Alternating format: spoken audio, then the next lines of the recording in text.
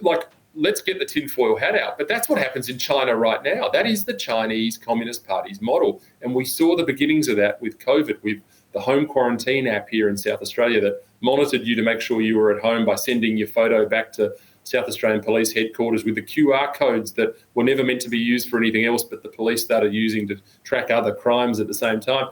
Once that power is in the hands of bureaucrats in particular, they never want to let it go, Fred, ever. And that power becomes corrupted over the years, used for different means. And ultimately, we're left with a very different product than we started with. Even if circumstances where you start with something genuine, what you end up with down the track is very, very different. And that's the big concern here. We're being told, don't worry, a digital ID for you will be voluntary, and it'll be your choice.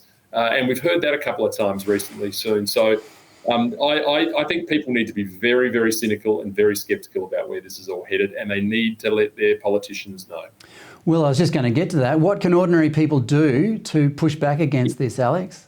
Yeah, and look, I think there's a sense of frustration for people that do understand this, because it does feel like we're being led down this alley and there's really no way out of it. But ultimately, I don't believe that. I believe that if politics understands it and the people in Parliament understand it, then it can be resisted. So I think we have to just, in a very respectful way, make sure our politicians are across these issues, make sure they're aware of it. I find Parliament to be, it's almost like the doors of Narnia that open up in the mornings when you walk into Parliament. I feel as though there's things that are being spoken about out on the street that never make it through the Canberra press gallery in their almighty form.